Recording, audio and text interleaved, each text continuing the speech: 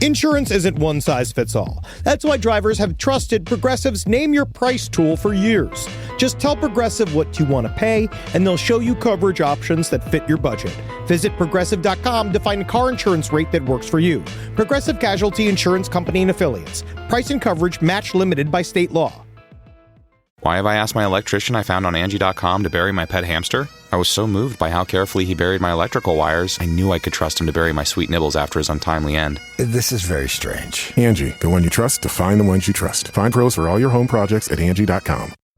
A roast as dark as the night, perfect for fueling the cryptid research and mad ravings required for your podcasting. Don't mind the red eyes. He's just trying to warn you of the bridge. The bridge! Finally, from the caffeine-addled brains of Spring Heel Jack Coffee and Last Podcast on the Left, we bring you Mothman's Red Eye Blend. Yes, delicious Panama beans. Go to lastpodcastmerch.com to order yours today.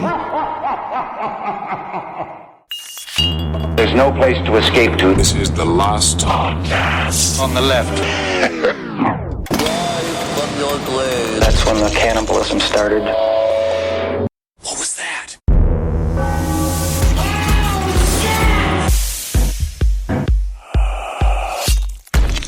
But again, the main problem with these whistleblowers is that all they got is whistles to blow, but I don't see anything for show. I haven't heard them whistle yet. I'm hearing a tweet, tweet, tweet, tweet. I'm hearing a... He's doing the Jethro Tull fucking dance in front of C-SPAN. He's doing all this fucking garbage. Where's the pictures? Where's the bodies? All whistle, no thistle. This is what I've been saying, but I also understand this allows the gates to open for David Grush to go and have now the new closed meeting where they're going to go and he's going to tell them who was the guy that told him that he knew that he saw, and then somebody else is going to show the pictures of what the guy was standing next to. That was the red cube the size of a football field. Still haven't seen shit. I mean, as far as I'm concerned, it's more of a burnt orange. Your UFO vein is popping. I think we all know the number one whistleblower of all time. Axl Rose. We do. Welcome to the Last Podcast on the Left, everyone. Ben hanging out with Henry and Marcus. I don't know if you are the same after the 90-minute wonderful testimonial there on C-SPAN, but we're not here to talk about UFOs. We're here to talk about something that actually exists. Mothman Redux. I can't begin. Wow. Okay. I can't begin. Okay, fine. I'll redo it. No, that's fine. That's fine. It's fine. We're not here to talk about UFOs. We're here to talk about something that also exists. Well, Mothman and UFO activity. I got into UFO this week because of John Keel. Really? I've been listening to a lot of John Keel. Wait, you've calling it UFO now? I'm not. Only for this episode. At Marcus for 12 years for calling it because UFO. You don't get to change. No, he yells at me for saying ufologist. Yes, ufologist sounds like it sounds like a man who studies UFOs has bent over and another ufologist has come behind him, has inserted his cylinder inside of his cloaca. Yes. Oh, well, you never. But no, yeah, he does say UFO. But unfortunately, Kissel, they are not separate. The two phenomena are linked. As a matter of fact, one is it's more of a UFO chicken or the egg fucking scenario that we are dead in the goddamn center of. They did officially say that the egg came first. So, all right, let's go on to Mothman Redux Part 2. Somebody said it. Some breakfast idiot?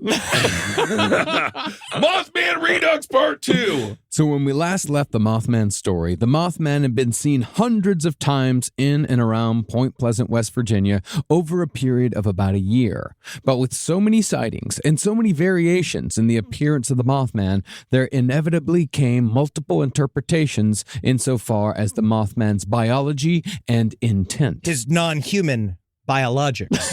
Intriguing. I love non-human biologics. It's my favorite new C-SPAN word. I also don't understand how they can make an entire, a literally groundbreaking government hearing about UFOs. They both make it, you're like, oh, this is interesting, but extremely boring. Yeah, are you a cobbler? You keep on shoehorning this in?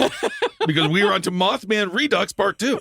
Not David Grush shits the bed in front of Congress. He hasn't shat the bed yet until he starts selling like juice. Well, some people, like our big hoot expert last episode, they believe the Mothman to be nothing more than a bird that's simply too large. It's a bird. It's just simply too large. That could be reasonable. Or according to George Norrie, let me ask you this question. Could it possibly be a pterodactyl? We don't know. He seriously just asked it. Could it be a pterodactyl? Well, He's just asking questions. Yes. Yeah. That's his job, Henry. Guy, it's unbelievable. Tell me, if a chupacabra and a Sasquatch and a Yeti all sat down to lunch, would they share an entree? Well, Is it a family-style gathering? Is everyone family here? wow. With the chupacabras at dinner? We don't know if they're Italian or not, do we?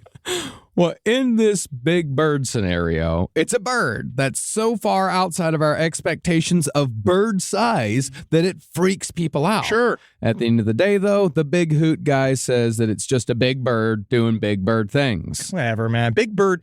Isn't it also strange that the Sesame Street Big Bird, like, you know, because Snuffleupagus, like, isn't real. Like, he's kind of like fucking, like, Tyler Durden from Fight Club. What do you mean? Big Like, bird? Big Bird lives half his world on Sesame Street. He lives half his world in this imaginary realm where he talks to this elephant. Like, he's like dangerous. And you're presupposing here that Sesame Street is the real world that Big Bird lives in. That's how I view it. Well, they got humans not a in bad it. way to look at it, Right? Yeah. Is it Imagination Land. Yeah. Yeah, sure. No, Imagination Land is where they go. That's where they go to on the weekend. All right. Well, you never know. Either way, great documentary on the man who played Big Bird. Very difficult to do. It is. I would imagine so. C is for crack cocaine. Double C's. Well, other people, of course, say that the Mothman flap was a CIA Black Ops project testing American resilience in the face of a possible Russian psyop involving Russian-made UFOs. There's some facts in there. Then you've got the Nazi angle that Henry is so fond of. You see, this is where you've been wrong. You've been wrong this entire time, as a matter of fact. Okay. According to The Mothman Speaks by Andrew Colvin, which I dare you to read. All right. Because it is a man self-describing. Well, he's self-transcribing an interview with someone who doesn't exist, who then the interviewer asks him questions within the book that he then does not answer. So he just made it up, but didn't make up the answers. He made up the questions, but not the answers. He made up the questions and then answered something else. Like you'd be like, so what was your first experience with the Mothman? Right. And then he goes into a really long description about how, see, Men in Black, they're often described as, this is an old term. He called it the Oriental MIBs, right? Which is a term we don't use anymore. And then he said that these so-called MIBs, what they actually are, were rogue monks that were created literally in a lab, like myself. They were created in a lab to come to America because when the CIA was trying to get the Dalai Lama out of Tibet, what all of his fellow monks were trying to do was send the new Dalai Lama to America to be born out of an American pussy. And so these MIBs were like rogue agents against the Dalai Lama and against the CIA themselves. Or were they a rogue group within the CIA? I don't know. But they showed up at Point Pleasant, West Virginia, in order to find the new Dalai Lama that was born in West Virginia. Yeah. Well, it sounds exactly like the plot of The Golden Child. It's nothing like the plot of Golden Child. I do remember the pudding, though. All right. Well, they make that look good. Let's jump right in. Let's get into it. Well, the CIA Black Ops shed, the Big Bird, these are the more practical explanations. Very much so. They're rooted in the conventional realities of biology and government skullduggery. All of it deeply rooted. Utterly sensical. Yeah. Of course. There are explanations saying that Mothman, however, was indeed a conscious creature, but still something paranormal. Or, if you're being difficult, a creature of the Fortean milieu. We're being difficult. We are. Okay. Mothman's like, no one believes me. Yeah. If you can't handle me at my Fortean milieu, you don't deserve me at my honk honk. Very good. That's Jeff the Talking Mongoose. That's merch. See, some think that the Mothman was and is a harbinger of doom who only shows up when something terrible is about to happen. He is not the cause of these events, but merely a side effect. So isn't that a good thing? He's like warning people, bridge about to collapse, get off the bridge. I don't think that he should take don't kill the messenger. But at the same time, no one believed the messenger. No one could understand that that's what the message was, right? Yes. Which is very difficult. The Mothman needs to be a little bit more specific. Right. Yeah, he just shows up and squeaks at people a lot. Go to your room. Go to your home. That means go to your home. Hunker down. But that kind of speaks to the fact that maybe there are intelligence outside of us that have been guiding humankind all along. And the Mothman sort of fits into one of these pre-subscribed notions of a cryptid, right? Like 90 minutes of C-SPAN really changed you. This is amazing. But the idea we project it out because somehow we know time ain't real, and so everything's happening all at once. Man, you are throwing a lot at the wall today. Yeah, man. All right. I was stuck in a car yesterday for 5 hours driving to OC and back for a door I could not fit into my own fucking car. And the entire time though, I just had Mothman going. So I am loaded. All right. Well, I mean, Ben, perhaps you'll like this. Others believe that the Mothman is more of an altruistic character, that he shows up as a warning. Yes. But the problem is that, of course, the warnings are vague and they are delivered in such a way that no action could be taken based upon those warnings. You can't say the Mothman screamed at me, something bad's going to happen, police need to do something. Nor could you say, I had a dream in which something bad happened. You go to the police, say, hey, I had a dream, something bad's going to happen. Be on the alert. Cops aren't going to fucking listen to you. Tell the cops, as we know, if you tell the cops you have a dream, they assassinate you. But what I am saying is, if you see the Mothman, just go home. Yeah. Just go home. Night's over. Night's over. You've seen no the matter Mothman. what. Yeah. But no matter if the Mothman truly was trying to warn the people of Point Pleasant about some impending doom, or if you know the who's Mothman, a good example is Roger Clinton. Oh, God. Roger Clinton, we all should have understood. Right? Wow. Here we go, right? Didn't you get it out when you were screaming at traffic yesterday? In the middle of a sentence. Pointy, Roger Clinton, It was in right? the middle of a sentence. He arrives into this life to show us all. Unedible now. We can't edit this out. No. We can't. That shows that all politicians are indeed human. Right? And so he's trying to warn us of this fact. And we can never really know what Roger Clinton's warning about because he's always just going, he's playing saxophone, right? Bill Clinton plays saxophone. Yeah, but he did something. Wasn't he like, it's him and Sammy Hagar? He was an alcoholic. But he like sang songs. Like, he was like a front man for a band. I think he was just a liability. Yeah, it was a liability, and then he had a privilege, so then he was able to go on stage with Sammy Hagar, and then you don't kick the president's brother off stage. But nobody wanted to believe him. He didn't say anything accurate. He said absolutely. He had no message. You gotta get to the bottom of the message. He did Farm Aid. He did Farm Aid. He played Chuck Berry. All right, let's just get back to Mothman Redux. But no Part matter two, if thank the you. Mothman truly was trying to warn the people of Point Pleasant about some impending doom, may I continue? Please. Or if the Mothman was a part of the doom itself, the fact stands that the mid-60s Mothman flap is intrinsically linked to the tragic Silver Bridge collapse of 1967. I-beam 13! And that's why, from then on, every single time you see the Mothman, you can bet your bottom dollar, friends, that 13 months from the moment, something else is going to happen. All right. Bridge collapsing is horrifying. Yeah. And I've been driving all over California, and there's a lot of bridges. Mm-hmm. And if they collapse, you fall about 100 feet and you die. Yep. And I hate bridges, and I'm scared of heights. And you want to shut your eyes when you're driving on them, but that'll probably not be good. You really shouldn't. No, you should got to keep your eyes open and Yeah, focused. you really should, yeah. Yep. Now, by the time the Mothman flap came to a head with the bridge collapse, Fortean investigator John Keel had already been on the scene for months, interviewing people and studying the Mothman phenomena. Do you know that he was not there? Wait, what? He was not there originally to research the Mothman. Why was he in Point Pleasant? So he was in West Virginia. So like an ice cream competition? He was telling and writing the story. He was investigating the story about a cat with wings that this woman said that she owned. And that when he arrived to see this cat with wings, it had been given to a teenager because it's, unfortunately, yada, yada, yada, its wings had fallen off. It fell off. And it was just these I mounds see. of gristle that they then had. And because then the woman originally had the cat with wings, gave it up because now that the cat didn't have wings, she didn't really want a regular cat. What's the point? Yeah. So that's literally what he was doing. And then they're like, there's a Mothman downtown. And he's just been like, oh, thank God. Wow. Have you heard John Keel? What a fantastic life. Oh, my God. What a great life John Keel has. Yeah.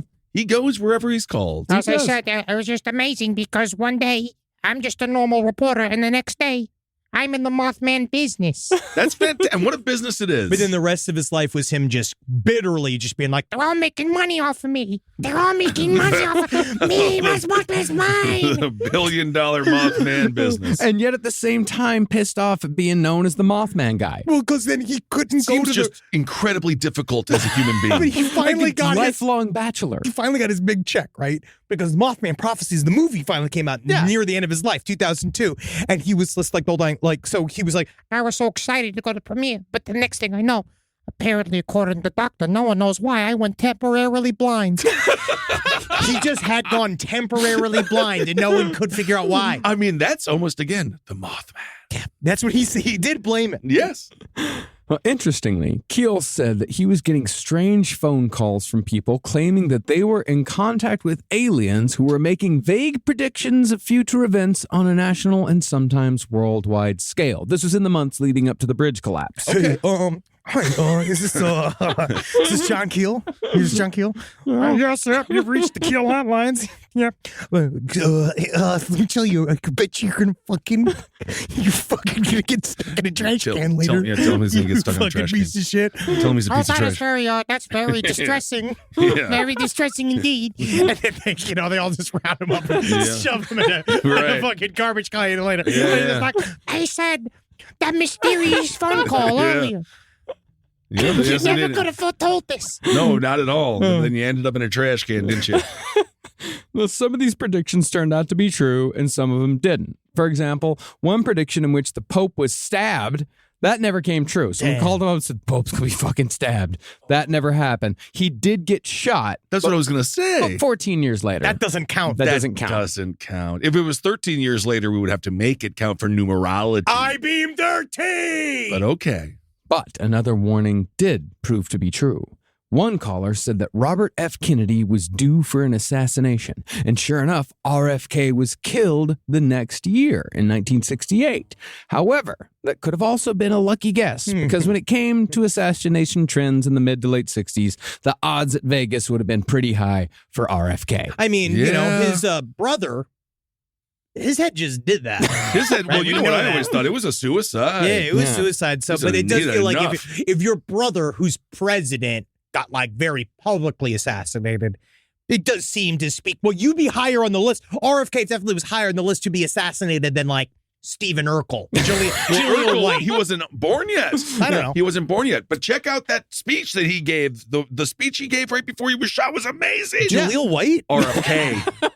Well, I'm saying more from the fact that a lot of hope and change people were getting killed in 1968. Oh, yes. You know, Very MLK. dangerous. It was just 60s was at the time of assassination, and RFK was trying Yes. to change things. So, yeah, it's pretty likely you're going to get shot in the Not to head. derail too much, but there was just some new documents about Malcolm X. But the person that shot him, Yeah. the cops were like, "Is he with us?" Yeah. Because who knows? It was an inside job. It was all of it was, it's all deeply fucked up. And they were all like, the CIA was all up inside all of these movements. But It you was know what? bad time. It was Oh, bad yeah. time. Let's get back to goofballness. Let's get back to goofballness, but I will say that book on Charles Manson, the new one that Chaos. came out, Chaos, I'm reading it right now. Yeah? It's fucking great. I Awesome. am more and more certain that he definitely, I mean, he got acid from MK Ultra. We know that. We know that for certain. He From the did. program. But yeah, but but look at Ted Kaczynski. Same thing. He just had a psyche shatter, but who knows? Now we're in, you got me here. Now he's here. Now he's here. But what's most interesting about these predictions is that at one point, someone called John Keel to tell him that the Silver Bridge between Canoga, Ohio and Point Pleasant, West Virginia was soon going to collapse. Oh, no. How am I going to get to Canoga, Ohio now? Now, this could be the power of suggestion, but in November of 1967, one of Keel's Mothman witnesses, Mary Heyer, she said that she had a nightmare in which people were drowning in the Ohio River, and Christmas packages were ominously floating in the waters around them. Do we have any evidence that John Keel was just down there gnawing on the bridge? Is it possible that as Like a soon as he rat, like a found big this rat. out, he was just like whittling on it? I will also say it's a fairly poor part of the country, especially at the time, so the whole thing you can kind of see was probably in disarray. And it's very scary. Well, it's also not as poor. It wasn't as poor in 1967 as it is now.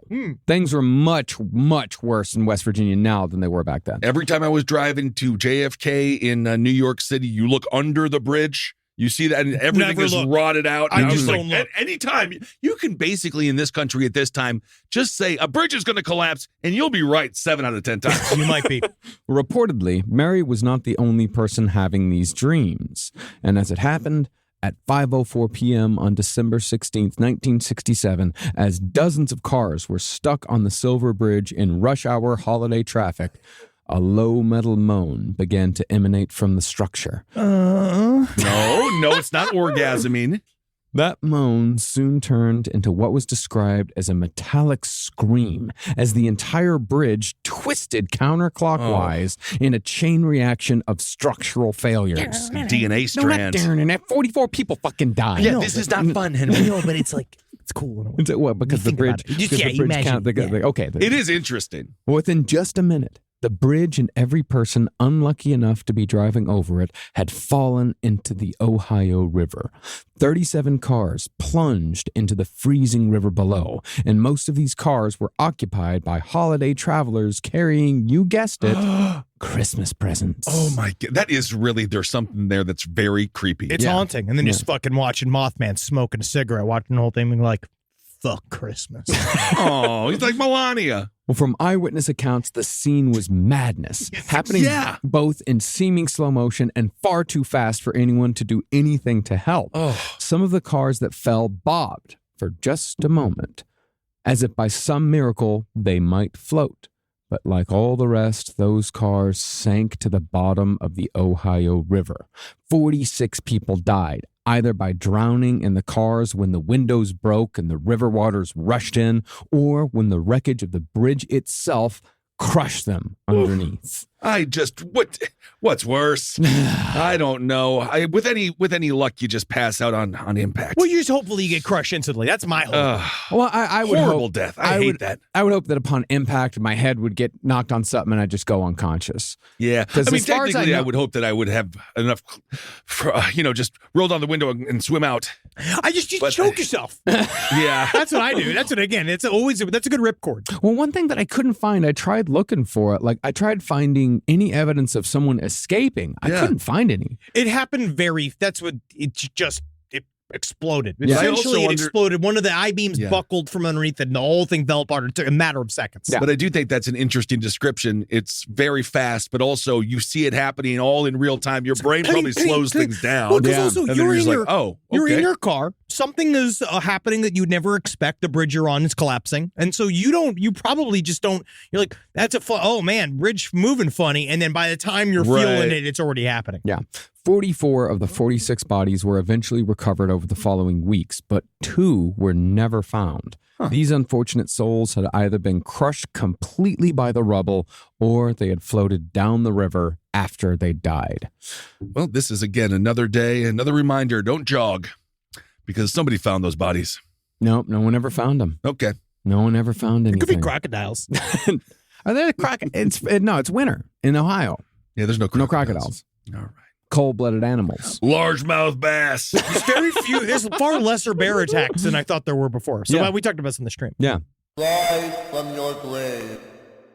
This podcast is brought to you by Squarespace. Squarespace is an all-in-one website platform that helps you stand out online. Yes, that's right. You don't have to smash your face with a hammer. You can just start a business. It's got everything you need on Squarespace, from securing your domain to building a professional site and showcasing your work all in one place. Let's say you want to show everybody how you can carve your ribs out of your lower abdomen so that you look more like a Ken doll. That's amazing. You can bring your vision to life with AI-powered design or curated templates, plus flexible editing tools that helps you create something that truly reflects your style, especially if you are somebody that is trying to corrupt the young men of America. That's what Squarespace is really going to help you. Squarespace makes it easy. It makes it easy for you to put all that together, and you just go to Squarespace and do it all. Thanks, Braden. Head to squarespace.com/left for a free trial. And when you're ready to launch, use offer code LEFT to save 10% off your first purchase of a website or domain. Summer means freedom. And for adults, summer means work next to freedom. But thanks to Mint Mobile's summer sale, it can almost feel like the work is playtime for the adults. Right now, all of Mint's plans are $15 per month, even unlimited.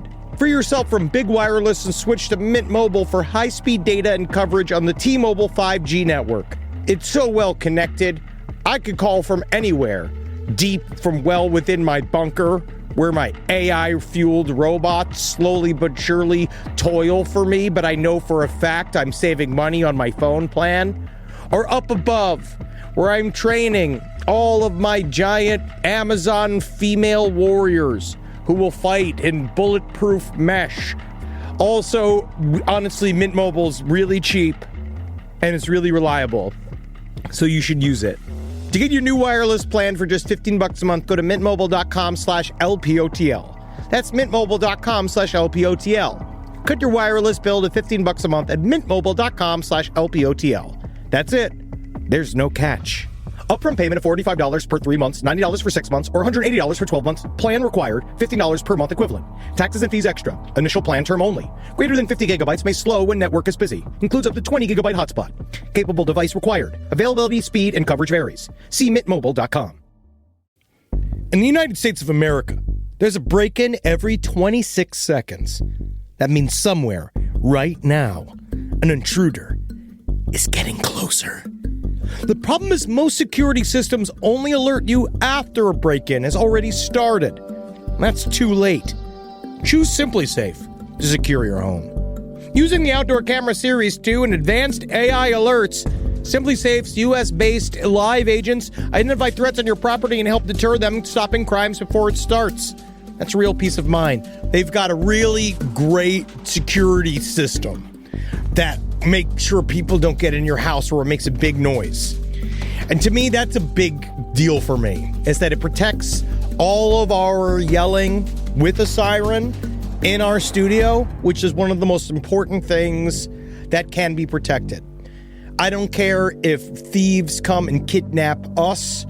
I don't care if marauders come and steal our staff and bring them to another country against their will. As long as our words aren't affected, as long as our precious data isn't affected. And SimpliSafe does that. And for that, I say, God bless you, SimpliSafe. God bless you. God bless you, SimpliSafe. God bless you. Experience greater peace of mind with SimpliSafe, now available with an exclusive discount for our listeners. Right now, you can get 50% off your new system by visiting simplisafe.com/LPOTL. That's half off at simplisafe.com/LPOTL. There's no safe like SimpliSafe. Now, the bridge had not been inspected in 16 years prior to the collapse, which makes it easy to blame the disaster on laziness. But the official explanation was that a defect in an eye-bar pin only 1/10 of an inch deep caused the collapse, and that defect was so small that even a seasoned inspector would have missed it. Well, that's reassuring. Yeah, but what if you had an inspector that didn't have any salt or pepper? There you go. He's made in a laboratory. In a lab. Yes, indeed. Really, the COVID-19 of comedy. That's me. Taking the world by storm. Well, really, the bridge collapsed because its engineers didn't and frankly couldn't foresee how many cars would be using the bridge in the decades to come. And they especially couldn't foresee just how heavy cars would be in the future. It's just bad infrastructure, man. It just fell apart. Bridge done collapsed. Well, it's not even bad infrastructure. It's old just infrastructure. Old infrastructure. They just didn't know. No one thought about it. Is there a correlation with McDonald's here? Everyone's getting fatter and fatter no, and fatter. No, it's the cars that are heavier. The cars themselves. Yeah, the cars themselves. Between 1928, the year of the bridge's construction, when Model Ts were still the fucking kings of the road. And the car will never get more improved than this. No one will ever move faster than when dancing with Charleston. Between 1928 and 1967, the year of the bridge's collapse, the average weight of a car had doubled. Whoa. Think of those massive fucking cars of the 50s and 60s. I just feel like when they made the bridge, you got to have a little foresight and be like, cars might get heavier. No, at that point, they didn't even know if cars were going to fucking Cars are fad. Cars are fad. Walking's the only way to get anywhere. If you believe in God, Christ, himself, and the president. Yeah, I mean, by 1928, you still had some pretty fast cars. Like, you must have a horse drive you anywhere because one needs a slave to travel. You can't have something that can automatically do it without having pain in its eyes. There you go. But they couldn't account for a, like a 2.5 ton car. Right. An automobile revolution. Yeah. So the Silver Bridge, in addition to that, it had bumper-to-bumper traffic 5 days a week.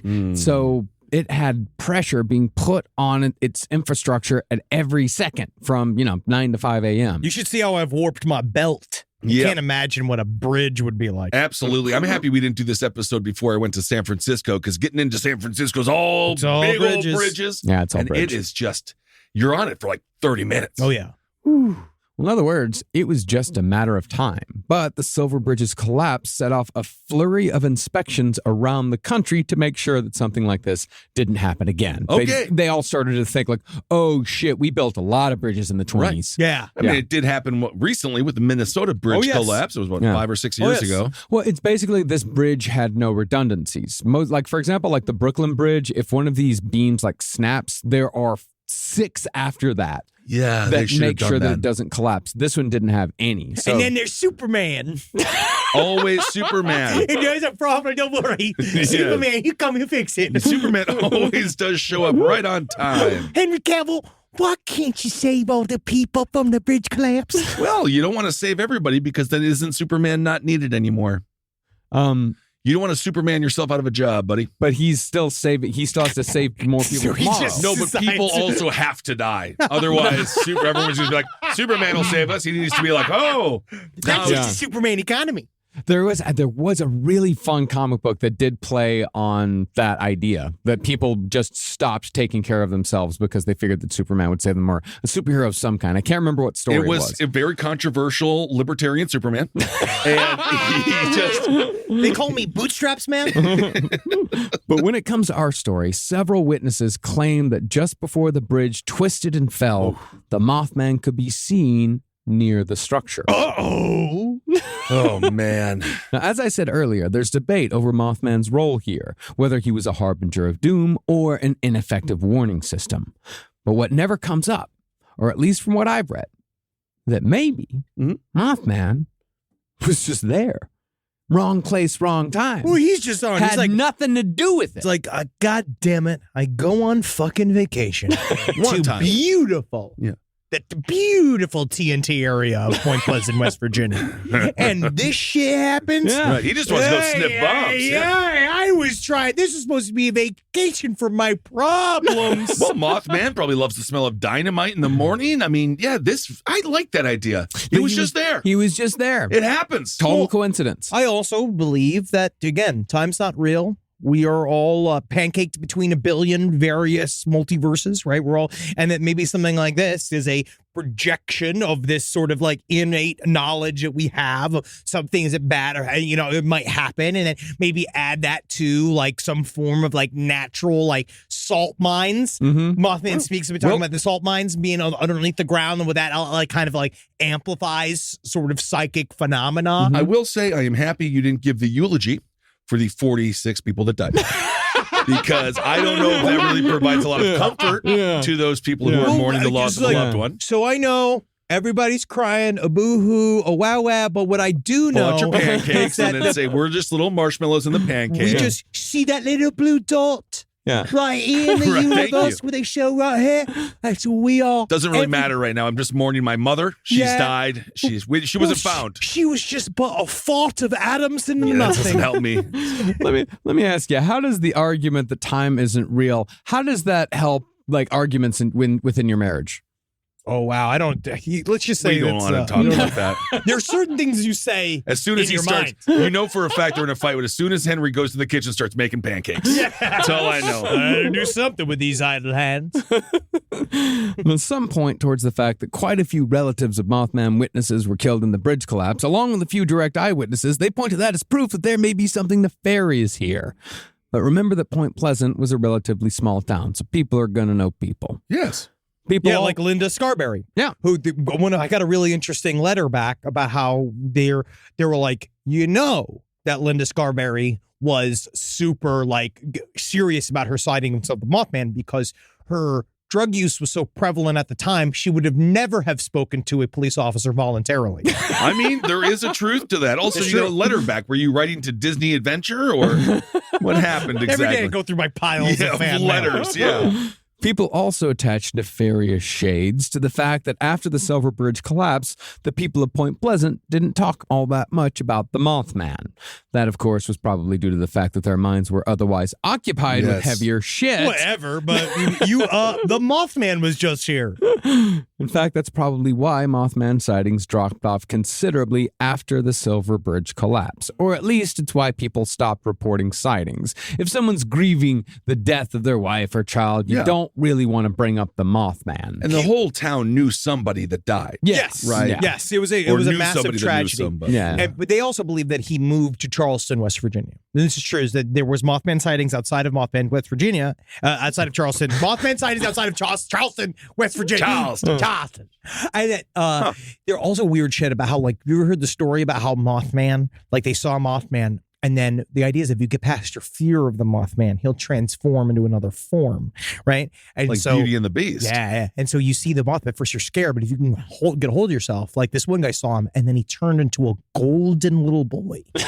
And he turned this little boy that like danced in a field, and he was just like, how is that not scarier? Because I'm truly, I would fucking a golden little boy dancing in a field. Can you imagine? Yeah, also, honestly, talk about wrong place, wrong time, because you get handcuffed by the cops. No, I didn't know this was Dateline. It was a Mothman. It was a Mothman. It wasn't a boy. That was Mothman's ultimate goal, to be the Chris Hansen of cryptids. And some say that the Mothman disappeared after the bridge collapsed because it had already done what it needed to do. Yep, absolutely nothing. But if you want to get a little deeper on it, if we're talking interdimensional beings and the collective unconscious, it could be that the magnitude of the bridge collapse snapped people out of whatever shared experience they've been having in the year leading up to the disaster, and poof goes the Point Pleasant Mothman. Okay. Who knows? I don't know. Who knows? Because I wonder. I don't know whether or not it was the because we've talked about people are trying to put this in kind of a practical place. Yeah. What we talked about with the Blackbird of Chernobyl, or other people when we did our Black Plague series, where people would talk about seeing cloaked figures. John Keel in all of his books they talk about cloaked, caped, that you can also say looks bird-like. Yeah. Like this type of harbinger of doom has been around, and people want to put it into the thing and be like, oh, here's the ABC of why Mothman is here and what happened. But it just seems to kind of all be this weird amalgamation of Men in Black trained by the CIA, the fucking, natural fumes from the TNT mines. You got fucking Mothman's a traveling entity that's like fucking stole the visage of a big hoot. Right, absolutely. It all comes together, doesn't it? It does. It really neatly. But either way, the Silver Bridge collapse was the climax to the Point Pleasant Mothman flap. But the Yes, indeed. If you hear your bridge moaning and groaning like it's your wife on your wedding night, get off of that bridge. I can't take any more weight. That would be my wife. It's just a lot of weight, honey. Was I supposed to like lift myself up with my arms? I thought we were doing more seal love. It's almost Christmas. Yeah, let's go pretend I'm a whale and you're the beach. However, the Mothman was not the only mysterious figure poking around this region of West Virginia in 1966 and 1967. The other character in this story is a supposed alien named Indrid Cold. That's my fucking boy! Okay. I love Indrid Cold, man. Yeah. Now, Indrid Cold was not the widely experienced phenomenon that the Mothman was. Cold's exposure was limited to only a few people, but it mostly focused on one man named Woodrow Derenberger, Woody, to his friends. Salt of the earth. Yeah. Salt Truck of the driving earth. salesman. Mm-hmm. I love a Derenberger. I think they're fantastic. Every third one will kill you. That's very good. So you want to eat one if you dare. Now, you recently, as of last episode, you said that the Mothman was the sonic youth of cryptids. Did he say that? Yes, he did. I actually got a lot like of pushback. Our friend Joe Garden sent me a very vitriolic series of texts. Yes, you made Joe mad. He's one of the nicest guys we know. Yeah. But where would you put Indrid Cold? Oh, wow. Indrid Cold. If I were to put Indrid Cold anywhere. 5 guys know him. So you know them. It's like a band that you know, and then you'd be like, have you heard of the Turbo Fuckers? And Yeah, like, what? I mean, and seriously, like, I was like, hey, buddy, what's going on? He's like, I've just been listening to krautrock all day. they do Like, even I've heard of that genre. I never even heard. I didn't He'll hear say something like, krautrock. do you know what skull tap is? And I was like, what's that? He's like, it's when everyone tap dances on bones. Yeah, it was the most famous music from 1931 for 2 weeks in 1931. We pick back up in Germany, 1941. I'm going to say Indrid Cold is the Clara Rockmore, theremin artist from the 1920s. Exactly. Wow. No idea. So cool that he knew that. All the girls. I can't believe that he knew that random name. The collective splash I've heard from every woman who listens to this show. They were like, ooh, obscure theremin player. I'm about to.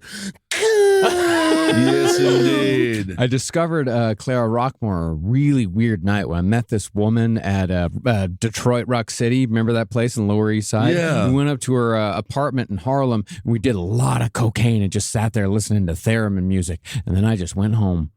Oh, what a great story, Marcus.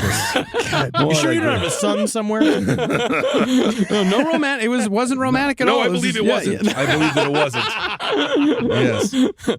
Now, the reason why Indrid Cold is sometimes folded into the Mothman story is because Indrid's first appearance came just 9 days before the Mothman sighting at the TNT plant that kicked off the flap, and it occurred just an hour northwest of Point Pleasant.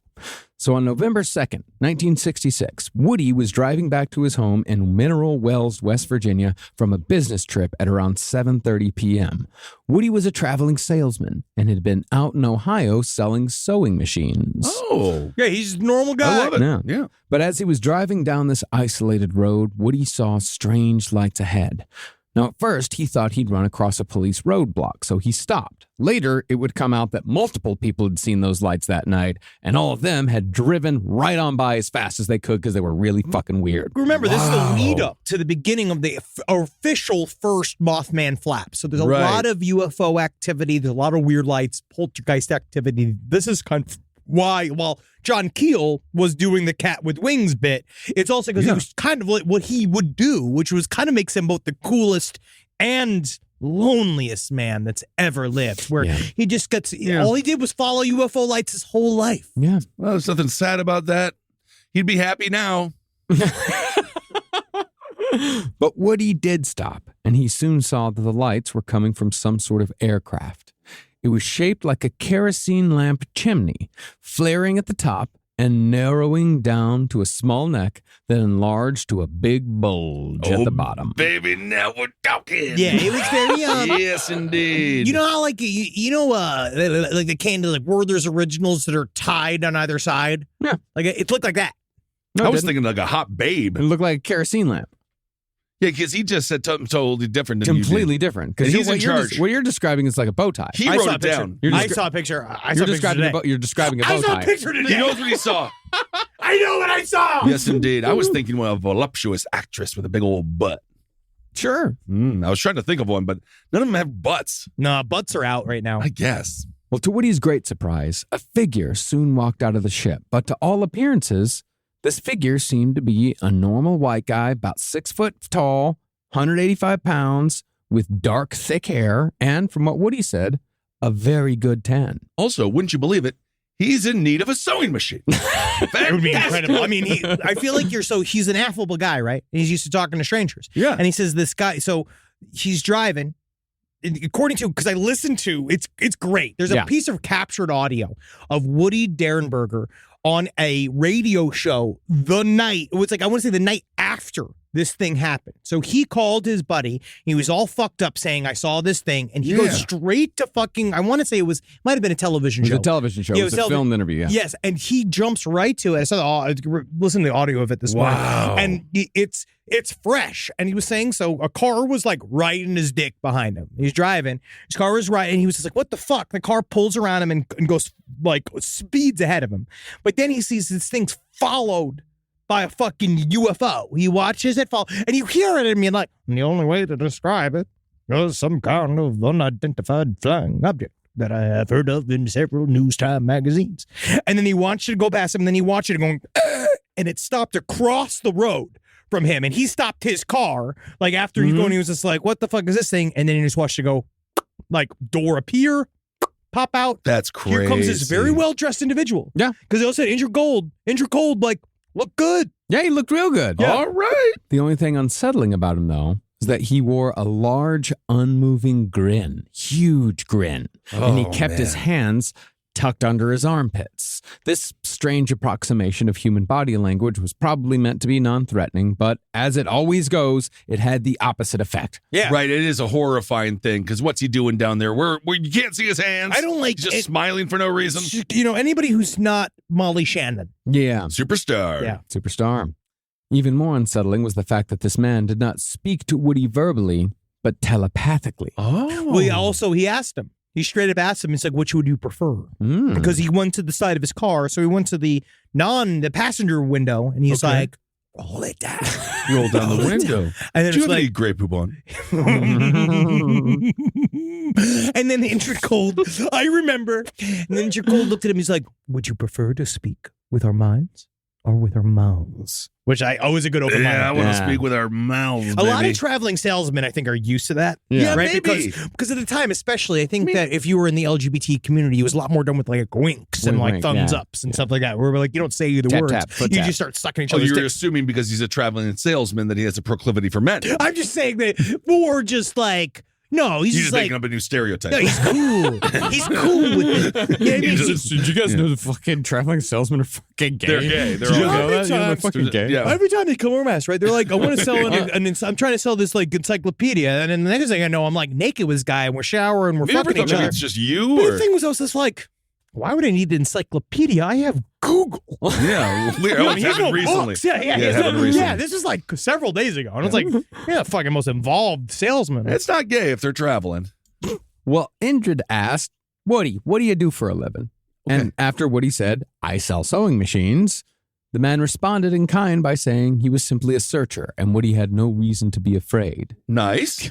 Again, very disconcerting way to follow up. So what do you do for a living? Oh, yeah? Oh, you're a comedian? That's funny. Yeah, I do. I'm a searcher, and I mean no harm. I'm no threat to you. I do a show on Sirius on Mondays with my Well, friend don't worry, Henry. I won't harm you. I'm not here. I just search. I endlessly search all day long. Yeah. See my incredible tan? Yeah. Not Italian. Oh, weird. Well, obviously Woody was frightened, but the man telepathically told him that he meant Woody no harm, again, and wished him only happiness. All right. So, I mean, so far, so good. Every single time you say it, though, it gets less Yeah. helping. Yeah. It's less comforting. Yeah. I'm not really feeling that. No, I feel no, like it's this is your nice. That's what Because Woody he literally could have Derenberger. been like, I'm going to wear your skin, I'm going to do horrible things to you and eat your eyeballs. And he was just like, I wish you no harm. I'm a good dude. I'm gonna rape you like I'm a traveling salesman. Right. So No, he doesn't, but he didn't say that. So I feel like overall, I think honestly, it's a little bit of alien bigotry. No, it's true. Because he's doing nothing wrong. Woody Indrid. Derenberger. Woody Indrid Derenberger with a D. Yes. Indrid. Indrid. CCC. But he did say, Woody Derenberger was like, I felt he did put me at ease. He just was like, he obviously was like, he looks human, but his attitude was altogether alien. So it's just nice. He says he was just nice. Yes. I hear so many conflicting things about this guy, about Woody Derenberger, almost as if these stories get told over and over again and the details keep changing every time they're told by a different person. Marcus. What? In the world of cryptozoology. Yeah, it's all this shit's nailed down, dog. Well, finally, the man asked, what is your name? And Woody said, I am Woody. Oh, wow. And the man introduced himself with a single word. He said his name was Cold. And just like Woody, he slept and breathed and bled, just as humans did. Hey, man. Again, Awesome. dude. Cool. Good. All right. A lot of information. That's where, cool. Great. You bleed? Nice. Awesome. Good to like know. me? And eventually, Woody would come to know the man as Indrid Cold. Okay. But just as Cold began explaining the similarities between himself and Woody, it's not just that we sleep, then we breathe, then we bleed. There are many things that we share. Woody suddenly found himself parked in front of his home. He walked inside with such a shocked and disturbed look on his face that his wife assumed that he had just had an accident and had killed somebody. Wow. All right. So You need to put a sock on the doorknob or something if you've done that. Yeah. You know what I mean? It need to be. Yeah. But no matter what, though, he really was affected by this. Well, it's because he said that he pointed towards Indrid Cold with his elbow, Mm-hmm. pointed towards the city that was like, I think it was Harrison, West Virginia. And he was just like, what is that? And he's like, that's called the city. That's Harrison. He's just like, where I am from, in Lanulos, we call that a gathering. Yeah. And then he's just like, well, isn't it similar? all right. Isn't it similar? But you're just a searcher. That's all I do is search. Search and look and ponder. I'll look on the side of your clothes. Well, Cold never did that. Cold never did that. No, Cold was quite the gentleman. Indeed. Throughout. Now, of course, all Woody could think about the next day was Indrid Cold, so he decided to go to the police to report what he'd seen.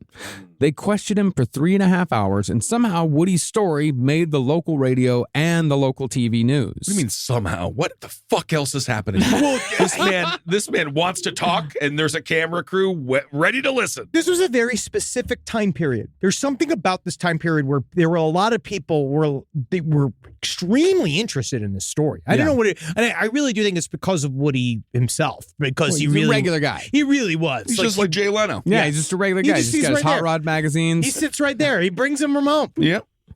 Now, if you're a skeptic, you might say that Woody Derenberger's story of a man in a UFO airing just days before the first Mothman sighting, you might say that primed the people of this region of West Virginia for paranormal experiences. Okay. Hence the Mothman and everything that came after. Additionally, when you get into Woody Derenberger's further adventures with Indrid Cold, it is frankly very silly. It's fine. Planets full of hot nude people. Great. Hidden civilizations on Saturn. Great. Moving walkways everywhere. Fantastic. I mean, you tell me that I just had a fantastic conversation with my Uber driver yesterday about space babes. And we all agree these chicks might be hot coming from space. We don't know. Or they might be pizzas. I want to see them. But then if I'm supposed to find pizza sexy, call me pervert. Also, we were also thinking if they are squid-like, we'll eat them. Oh, yeah, for a while. And then we'll fuck them. We'll see. We'll see. If they're squid-like, you think we'd eat them? Calamari. I think so. I actually do, yeah. I definitely think. Well, you don't like calamari, right? Oh, I love calamari. I had some barbecued squid the other day that was delicious. Oh, then you'd be right there. It's very possible we might just eat these aliens. Oh, yeah, we got to ask these questions first. Non-human biologics. Exactly. But I was reading Beyond meat. It's an alien. It is. But the Woodrow Derenberger wrote Visitors from Lanulos, but he also had, which is a great book that does outline all of these various adventures with Indrid Cold. But then there is some what I have heard tell was that Woody felt that his co-writer exaggerated a lot of his stories. Yeah. But it's interesting. It's great. It's in the terms of like the Hall of High Strangeness. It's a great book. Yeah. Indrid Cold actually does not have a lot to do with Mothman at all. We're doing Mothman here. That's what we talked about. Okay. Because we did have pages about the adventures from Lanulos. I seriously wrote like 4 pages of Lanulos stuff and then realized about 2 hours ago, like, we don't need to talk about any of this isn't Mothman at all. Yeah. But we'll get to, my goal is to do a rogues gallery, like a Suicide Squad of ultra-terrestrials. Awesome. Because there's been a lot of these side characters throughout all of this that we'll cover. Well, it's basically getting Indrid Cold out of the way because Indrid Cold was in the movie The Mothman Prophecies. Indrid Cold. Yeah, he's super cool. He's a really cool part of the movie. Yeah. And Indrid Cold just sounds cool. It sounds mysterious. Yeah, it does. It's got its own little corner in the Mothman Museum in Point Pleasant. Well, I guess, we joke around a lot here. Sure. But at the time, I wanted to kind of like stress that Mothman is very frightening to everybody. Yeah. And in this time period, there was like a high suspense like level. Like people were just probably, to speak to what you're saying, that it like primed people to see Mothman. Mm-hmm. But there really was there was something in the air that was very, very strange. And there's, what John Keel calls these like window areas, which he believes he has a whole list of these various areas. I forget which book it was. These aren't just him like peeping. Is it? No. Okay. No. But he has a whole thing where he's like, this is a spot in the world where we either crack something open while we are mining. Like, if you want to get super, number one, both dumb and practical. Like the idea that we cracked something open while we were mining and then we opened up some weird hole to another dimension, and that these window areas kind of open and shut every once in a while, and sometimes the window gapes enough to let in a big old cryptid, and sometimes it just like farts of ghosts and stuff like that. Or is Mothman a goddamn pterodactyl? Like, is it We just don't know. We just don't know. I wonder if there's any sort of correlation between the rise in UAP sightings and fracking. There must be. I can Swamp gas. guarantee. No, not swamp Henry's gas. giving a guarantee. Cracking something open. Maybe we'll see. Yeah. Well, we better just keep on doing it until we find out. That's the only way. Let's keep on doing it until we find out how horrible it is. Rise from your grave. The first few weeks back at school set the tone for the rest of the year. iExcel helps kids build confidence and get up to speed fast. iExcel is an award-winning learning platform that helps kids truly understand what they're learning, whether they're building math confidence, strengthening reading and writing skills, or reviewing science concepts. We know our little Carmelita is doing extremely well in chemistry, to the point where we're almost concerned. Her experiments are taking her to the edge of knowledge and bringing her to questions of not whether she can do what she wants to do, but whether she should. And Wendy's learning a lot about the Civil War. And from pre-K through 12th grade, iExcel offers personalized interactive learning that adapts to each child's level and pace. Like it balances Wendy's love of chicken with her love of the Civil War. But it's still wonderful what iExcel helps her to get leaps and bounds beyond the other children at school. iExcel is used in 96 of the top 100 school districts in the United States. 96 of the top 100! Studies show kids who use iExcel score higher on tests, and also higher on whether or not they're going to get any snackies after their main dinner. Make an impact on your child's learning. Get iExcel now. And Last Podcast on the Left listeners can get exclusive 20% off iExcel membership when they sign up today at iexcel.com/left. Visit iexcel.com/left to get the most effective learning program out there at the best price. Is there anything better than a summer evening outdoors? Enjoy your space to the fullest with new greenery from Fast Growing Trees. I love a big, thick bush. Fast Growing Trees is America's largest, most trusted online nursery, and they can send me a big, thick bush any time of the day. It arrives at work. It arrives at my car. I can pinpoint on a Google map where it is. Send me a big, thick, brown bush. And they send it immediately when they have it, because sometimes the shaver comes to town. I remember one time I ordered a cherrywood tree from Fast Growing Trees. And my God, I couldn't cut it down, no matter what my father told me to do. I had to lie to him about it. And next thing you know, I became the first president of the United States of America. And even you can become the first president of the United States of America with Fast Growing Trees. Right now, get up to half off select summer planning essentials, plus get an additional 20% off your first purchase with code LEFT at checkout. That's an additional 20% off at fastgrowingtrees.com with code LEFT at checkout.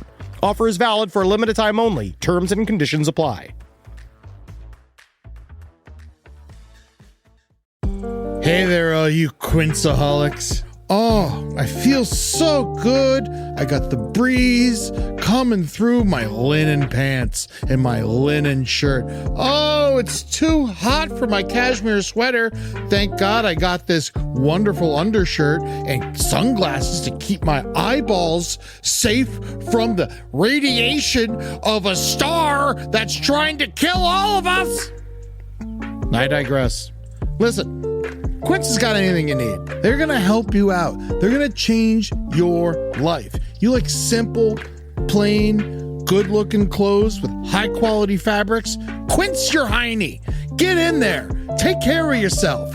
Be good to you and dress like a prince when you're wearing your Quince. I got a silver chain. Woo! Doctor, I got a silver chain. It looks great. You can get anything you want. They have gold bars. All right. You want to buy a gold bar? Quint's got a gold bar. All right. You go get that for yourself. You treat yourself nice and you dress even better. Upgrade your everyday.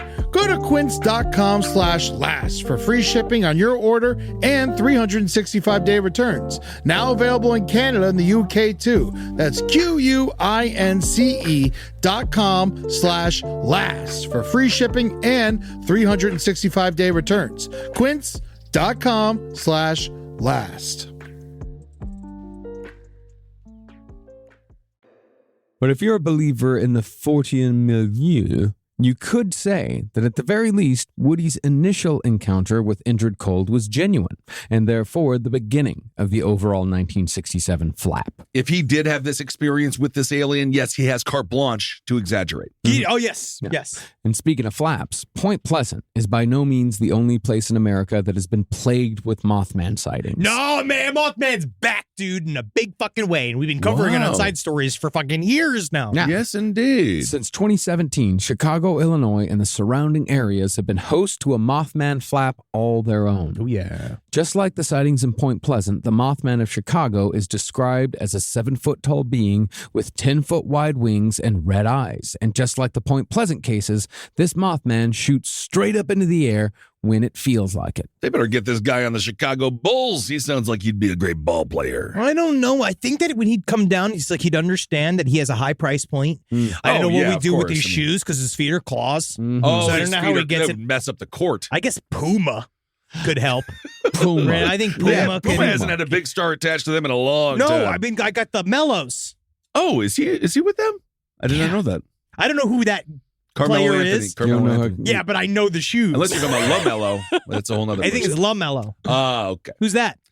He's the one with the big baller brand. His father was the one that everyone's like, oh, he's a super aggressive father who's pushing his kids too hard, but it turns out all three of his kids made it to the NBA, so technically he's a good dad. He was correct, yeah. I don't know if he's a good dad. I think maybe he was, but he took, he was. You know how we say capital G great men that we stole from Dan Carlin? Yeah. I would put a capital D dad. You know what I mean? Where you just, it's a father. It was a lot of pressure. A father. It was a lot of pressure, but father. everything seemed to work out. Yeah, I would actually say he was a really good boss. Yeah. Yeah. I wouldn't want him to be my dad, but I don't want my dad to be my dad. That's called life. That's called having a dad. Well, during the largest flap, between March and July of 2017, dozens of people saw creatures that either were definite Mothman, resembled the Mothman, or at the very least had all the features of a flying creature that was simply too large. Mothman. People, again, big hoots. Everybody's been talking about this idea of like this concept of this sort of the Garuda. What's the Garuda? The Garuda is a symbolic Garuda? Giant bird, the Thunderbird. And the Garuda is it's certain Native American communities that don't even want you talking about the Thunderbird because it's so important to itself.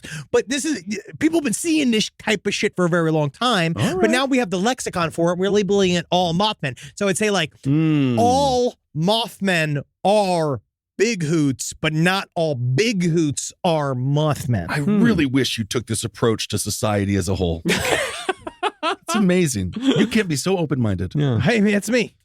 Well, some people say that during the Chicago flap that they saw massive bats with red eyes circling the skies, while others said the creature was La Lechuza, the terrifying barn owl with a woman's head that sits on the edge of your bed and screams at you all night, and she locks you in your trunk forever if you lie. Yeah, well, triggered something. Triggered something. Yeah. Yes, indeed. That was absolutely my most terrifying childhood memory. What? The Lechuza. What? He had the Lechuza, he had the goblin. Yeah. He said, were you about your... He had to go kill that fucking, what was it, a When'd you see a marmot? Lechuza? Nutria. I didn't see it. I was just told about it over and over again. Oh. I grew up in a community that was largely like Mexican immigrants. So Lechuza was a very big thing that you would tell children. Like if you lie, this bird with the head of a woman is going to come and she's going to sit on the edge of your bed. She's going to scream at you all night and scream at you and scream at you. And then finally she's going to lock you in a trunk and you're going to die in there. So don't lie. It's an analogy for marriage. It's really important to honor women. Wow. True. Absolutely. I heard about Barbie. I haven't seen it yet, but I read a plot description on Wikipedia. Oh, Cool. Don't ruin it for yourself. Yeah. But what almost everyone described when coming across one of these flying creatures, whether it be Mothman, giant bat, or terrifying owl woman, everyone felt a feeling of dread and foreboding, as if something terrible was about to happen.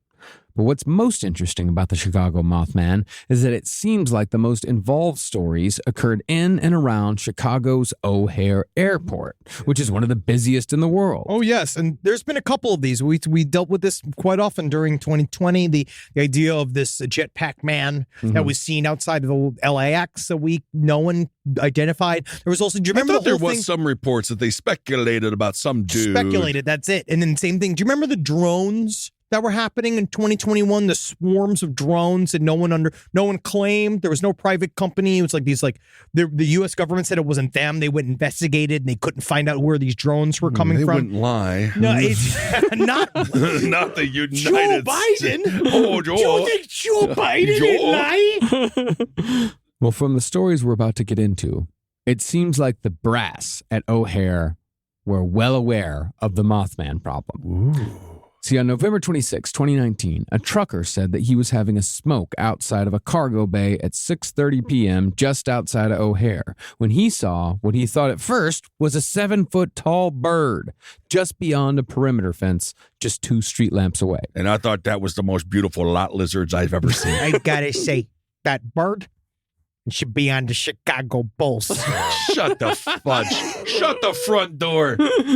Well, he said that it looked like a person with wings that were stretched out and flapping. And that's the interesting thing about the Chicago Mothman is that in the old Mothman days, the wings never flapped. It just sort of shot straight up. There's a lot of flapping in this flap. More flapping. Mm-hmm. Maybe he's getting more comfortable. I actually kind of wonder about okay, I'm sober, but come with me on this. Sure. All right? Pixels.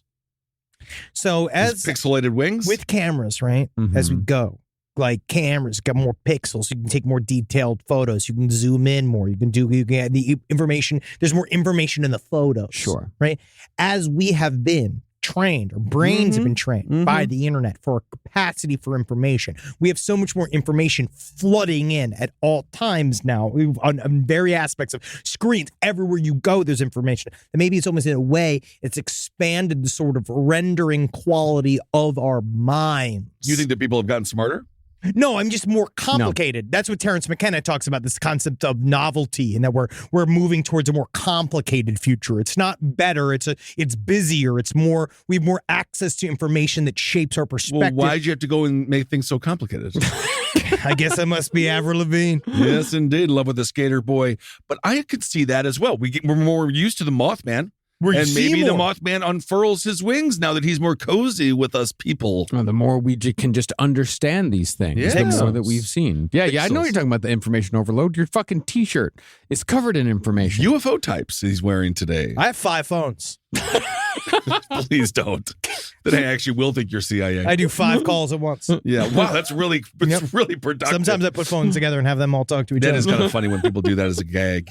Well, the trucker said that it looked like a person with wings that were stretched out of flapping. And after the creature walked away from the fence. Walked, yeah. The creature began to flap its wings before disappearing into the sky. Okay. Yeah, no penguin waddle here. No. Now, there are some discrepancies here when it comes to the Mothman. The trucker said the creature's wings were 6 feet across, not 10. Well, how do you really know? He's in the cab all the time. He doesn't know how big things are. I mean, I trust a trucker, but he's not going to be knowing. Well, then again, they do know a lot about space. Yeah, they do. I mean, they know a lot about eyeballing. Yeah. He said that he knew the creature was 7 feet tall because the fence that it was standing next to was 8 feet tall. Okay. So he said there was about a foot there. So he could extrapolate. Gotcha. And instead of being gray or flesh colored, the creature was black. And he never saw the telltale red eyes of the Mothman because it never faced him. Okay. Oh. The next report, however, just a couple of weeks later, also near O'Hare, was far more Mothman-like. At around 10 p.m., a man named Daniel said he was heading to a bar near O'Hare to have some drinks with a few friends. Nothing more fun than an airport bar. Oof. You can see the captains before they fly the next day. And you're like, I hope I'm not on your flight, pal. Oh, yeah. As he was driving, he said that he saw a 7-foot-tall creature with wings, sporting the glowing red eyes of the Mothman. Again, it was standing next to a fence. All of these stories involve a fence somehow. Because it's O'Hare. Well, but also remember the first time that the Mothman was seen, he was caught on a fence. Maybe he likes fences. Yeah. And just maybe he has pica. And he likes to eat fences. Well, yeah, he's a Mothman. Yeah, what? Yeah, maybe. Wow. Maybe Tell me, Mr. Mothman, can you even have a winter coat? But just like all the other witnesses, Daniel said he felt an evil presence. Evil. And on it went for the next 2 years, with more and more people reporting sightings of Mothman-like creatures near or at O'Hare. And it wasn't just around O'Hare. I mean, it's dozens of people all across the Chicago area, a lot around Lake Michigan. I mean, it's dozens upon dozens of people. And security was paying attention. This is real. And a part of the reason why now I know, like, it is interesting. What part of what came out of this little hearing that was at with David Grush, I've been pontificating upon. But they basically... There is so much weird activity that it is now a part of the debriefs for pilots as they go out. So they take it seriously enough that they are saying that they almost run into these weird cubes with spheres inside of them, or the opposite. They've been running into these weird shit so often that they have to say, hey, just so you know, watch out for this stuff. And to really prove the point, they take off their undies for the debrief and they show the shit that they actually had when they saw this cube. And that means it's validated. I'm a searcher. Indeed. I would take a dump. Yeah. Saw Mothman, I'd shit. Yeah, sure. I might piss. I'd be scared. I'd probably be like, well, what do you think, Mr. Mothman? Yeah. Does anyone ask anything? Yeah. No, most people are too afraid to say anything. Well, you got to fucking wait for the fear to pass, and then it turns into a little golden boy, and then you get arrested, and then you got to deal with it. Go like, I was a man before. Yes, indeed. Well, in July of 2021, 3 people were getting off work from the United Airlines cargo facility and were walking towards their cars when they saw something moving about 25 yards away on the other side of a security fence. Okay. All 3 of them pointed out the figure. They all saw that something was there. But quite suddenly, a white SUV came screaming onto the scene, flashing emergency lights. And when 2 men jumped out and shined their flashlights on the figure, it turned around. Again, it was 7 feet tall. It was a dark shade of gray, and it had 2 large, glowing red eyes seemingly sitting atop the creature's shoulders. Maybe it just loves aviation. Can we get it a job? You're talking about like the guy that used to steal the buses and the trains. Seriously, the train guy from New York. Yeah. I think there's a doc on that guy. Yeah. About 10 seconds after the first vehicle arrived, another pulled up and shined its headlights directly on the creature, giving the witnesses an even better view. Possibly startled, the creature then opened up a pair of 10-foot-long membranous bat wings and flew straight up into the air, letting out a loud screech that sounded like train brakes. Wow. Like, you know that sound like that? Like, yeah, of course. Oh, I know it very well. I can't tell you how many times I've heard it. I keep on laying down in front of the tracks. I hope it runs over me. That's my favorite song. Yeah. Move out of the way, Kissel. We're not killing you today. Oh, God dang it. Still remember the E-I-E every time. Yep, I remember that as well. That's the J train. Oh, wow. Yep. Wow, actually, now you say that. Wow. Yeah. Yep, they didn't really grease the wheels too often. Every once in a while, they throw a homeless guy in there just to get the blood in there to keep the whole thing going. You'd be surprised. When just as suddenly as the creature flew off, a TSA truck pulled up to the spot where the witnesses stood and told them to leave the area immediately. Someone had made a call. These people did as they were told, and as they drove away, more cars, both marked and unmarked, began to gather around the spot where the O'Hare Mothman had taken off. You know, a lot of airports, too, they have teams that go out and they have to knock all the birds off the runway. Yeah. So I actually feel like it was almost practical. Yeah, like a bunch of guys with brooms getting the Mothman They do out. something like Get out of here. They do Side stories something like that. LPOTL@gmail.com. Let me know, because I know that they do a gas 'em. thing. They do something with the birds. No, they have little poppers that make noises like guns. Go what? And then also they all gas fly them. away. They Is that real? They gas them, too. They gas them too. Every once in a while they do gas them. Well, it's Canadian geese. Is that real? Oh yeah, Canadian geese are vermin. Are you just saying things? No. I remember after Sully's plane got taken down, they killed like thousands of geese. Well, that's different. That's revenge. Well, yeah, exactly. Yeah. No, they have these little poppers that just go pop, and it sounds like a gun, and all the birds fly off. Really? Yeah. Huh. I learn something new every day. I guess there's some fucking horse shit you can learn. But while almost every story we've told so far has the Mothman either fleeing the area immediately or in the first episode chasing people in cars, there was one story in March of last year that showed a more curious side to the Mothman. Okay, Some kind of salesman. Indeed. According to a witness at the scene, she and a guy were out driving around outside of O'Hare, just cruising. What a fun day. Cruising, getting to know each other. Oh, you know? wow. Yeah. Romance. Yeah. Honestly, something. It's great. It's It nice. doesn't sound nice. It totally sounds You nice. want to drive around outside of an airport. Well, no, You in think the that sounds in the nice? area outside of the airport. Yeah. I mean, No, it doesn't is- sound nice. Technically, I think Kissel is correct. That is miserable. But it's not if you are, let's What say you is the like planes, joy? If the people are like, oh, you're 14, you like planes. Let's go on a date. You know what I mean? Let's get out there. If the conversation is nice and the music is good, you can drive anywhere. And Anywhere, it's nice. dog. Yeah. Anywhere. And you know, especially if you're a new girlfriend, yeah. Yeah. She Great. just loves. It's a great idea. She loves What a- birds. Yeah. Romance in the air. No, especially at one point when you say, "Hey, why don't we park, light up a joint?" Because we Hey. have a house. Because we have houses. No, but listen, no, we can go to the airport and I can pay $20 a full night for us to park. Yeah. All right. At one point they parked, lit a joint, and they got a little friendly, if you know what I mean. Honk, honk, squeeze, fuck. Yeah, I know. One thing led to another, and the couple were soon in the back seat of the car. Checking out the seatbelts. Yes, indeed. Making sure they don't work. But even amidst the passion, the woman noticed that something had bumped in the side of the car. Oh, wow. What could ever interrupt this romantic Chicago evening? Yeah, something bumped, something big. Yeah. Oh, yeah. Oh my God, is that D. Giardino? Wow. It's like a big fat Chicago guy out there. Yeah, there you go. if you guys want some deep dish. Yeah, it sounds like the chick's getting the deep dish right now.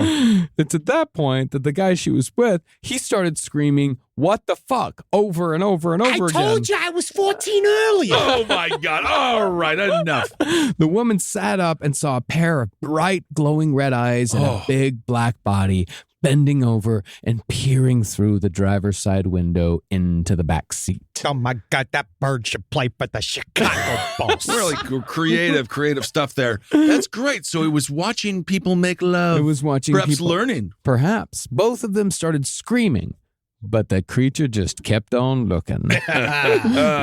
Well, there you go. But finally it did disappear straight up into the sky. This is boring. I've had enough. Yeah. Be like, you guys are bad at fucking. This is weird. Interestingly, the couple's car was surrounded by security guards just after the creature took off. The security Because was they were dicking in the fucking secret feet. There's security. There's security around airports. So that would make sense. But it's a coincidence, Also, isn't they're it? fucking. They're not Al Qaeda. But is it a yeah, but is you it don't know what's next. But is it a coincidence that they showed up just as the creature took off? Is it a coincidence? No, it's not. No, it is. It is. Yes, it is. What's the answer? Yeah, it is. What a coincidence. Well, after questioning the couple, who were still in various stages of undress, the security guards told them to put on their clothes and get the hell out of there. Okay.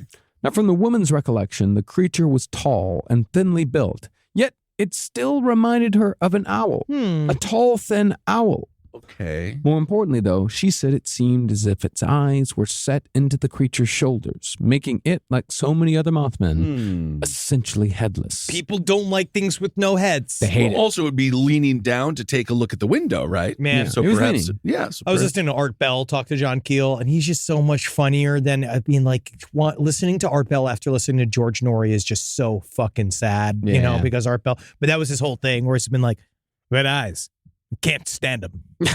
Stop telling me about these red eyes. I hate them. Scares the hell out of me.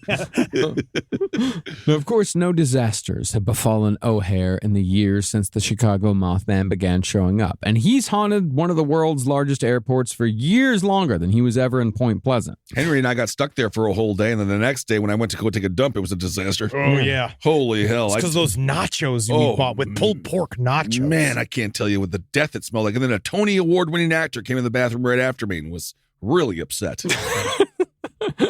I still hold that as like a point of pride that, like, I kept telling you guys, like, you better leave early or you're going to miss your flight. That was a security thing. That was a security thing. Yeah, because that's why you leave early, is because in case there's a security thing. I never miss a flight. I never miss flights. I'm like that. I show up 2.5 hours early. Honestly, it'd be incredible if there was a place that did that. Oh, that would be amazing, right? So, no disasters at O'Hare? Nothing bad happening? No plane crashes? Nothing that you're going to say? Nothing of note? Again, the Chicago Bulls have seriously fallen. They're not as good as they used to be. They are true, not. but that has really nothing to do with it. So it very well could be argued that while the Mothman failed to save those at the Silver Bridge so many years ago, he may indeed be a sort of guardian for the thousands that fly in and out of Chicago every day. Well, if that doesn't make you feel comfortable, then I don't know what else will. I do think that it's, who knows? Who knows? I think the Mothman is still out there. We're seeing him all the time. And I wonder if it's just way more, he's kind of slid into more of straight up cryptid territory versus the John Keel Mothman that is kind of wrapped in this whole UFO Men in Black aspect, because we haven't heard from Men in Black in quite a bit. We really haven't, but I put the Mothman definitely in more the John Keel world. Yes. I do not put Mothman in cryptid territory at all. At this point, I don't either. I do believe he is more psychic than he is anything. So he's not a cryptid. No, I do not put Mothman in the cryptid territory, because if you do put it in the cryptid territory, we're talking more a biological entity, and I do not know if the Mothman is a biological entity. We started this series last week where you ranked the 5 cryptids. Yeah. And you made Mothman a cryptid. The series is now over. But so now you're free to ruminate upon this subject. Because you remember we're like Chupacabra, Bigfoot, Mothman, but you did say it was a cryptid, but now you're saying it's not. He said the thing right at the top, if it was a cryptid, but now you look on it, and now we can actually talk about it, how we feel about it. Wow, it's just so strange. Are you on a beach? Because it seems as if you have a flip-flop. Sure, it's a cryptid. Who gives a shit? It's a Marcus Parks. It's a Marcus Parks flip flop. No, because I love the story. I can't wait to do more. We got Flatwoods Monster. We're going to do again all separate, even though it's probably a Mothman. I would say go and look at the Mothman Speaks by Andrew Colvin if you want to know. I just want to say you buy it. So you can see what I put our researcher Joel through. Yeah. When he had to read this thing and comb through this thing and understand like how World War III, Nazi Germany, Russia, fucking Farber, big Farber, was it the IG Farber? IG Farber, how that's connected to World War Mothman. III is going to start happening. Oh, buddy. All right. And then about this guy who built a shrine, because he built a shrine to the Mothman and then saw it, and the Mothman showed him that 9/11 was going to happen, and then Mothman was at 9/11. I've got the documents. I can show you the picture. The Mothman's at 9/11, again, doing nothing. Right. Not stopping anything. Not stopping, but not necessarily supporting. Yeah. Yes, indeed. And I'm going to go ahead and say Indrid Cold, after thinking about it more the Brian Eno of cryptids. Interesting. Wow. I actually the know Brian who that Eno is. of aliens, yeah. Oh, I know who that is. But Brian Eno during his ambient phase. Don't know about that phase. Yeah. Airport music? Music for airports, yeah. Oh, my God. That What I know. in the I know world? that. I know that album. All right, everyone. Thank you so much for listening. We hope you're smarter, dumber, and then you come out basically the same. We got some fun shit next week. We also have another series set up a little bit more true crime. We're gonna need some blood in there. And check us out. Check our stream out on the LPN TV, The Grind. Yes. Check it out on twitch.tv/Last Podcast Network, 10 to 10 PST. It's gonna be a fucking blast. That's gonna be a lot of shit fun. show. Yeah. But I'm very, very excited. And check us out at the Palace, LA, November 4th. We're going to be doing our last ever Mamma Mia, Here We Go Again show. For this We're gonna do tour, live last streaming. show of this tour. Also, yes. check out Murderfist 20-year anniversary, September 23rd, to the Dynasty Typewriter in Los Angeles. Still younger than ever, baby. We only get younger. I can tell by how I hurt myself sleeping. Oh. And then 10/20 San Diego. 10/20. At the Balboa. Come check out the LPN show. Have every fucking podcast you can possibly imagine from our network is going to be there yelling at you. Thanks to everyone who came out to Hail Yourself in Las Vegas. We sold out Wise Guys. That was very sweet. Everyone was super nice. And thank you for singing Happy Birthday. And thank you so much for everything. Also, happy birthday to you. Happy birthday to Rob. Happy birthday, Rob. We did it. Good. Yes, indeed. And I'll be in Ontario, California this Sunday as well. If you want to come on out. Again, if you're listening to this at any other time other than the year 2023, I will not be there. So do not show up in these random places years from now. Okay, everyone, hail yourselves. Hail Satan. Hail Gain. Look at this legend. Hail me. I feel like I never know the year unless it's an even year. You know, if it's like 2023, Yeah, it's like a year is not real. I always have to check to make sure that it's 2023. But once it becomes 2024, I'm going to be good all year long. No, I know. I was looking at the validation for my license plate, and it says 2022, and I was like, perfect, up to date. And then I realized I was like, no, I'm a year late. I'm with you. This show is made possible by listeners like you. Thanks to our ad sponsors, you can support our shows by supporting them. For more shows like the one you just listened to, go to lastpodcastnetwork.com.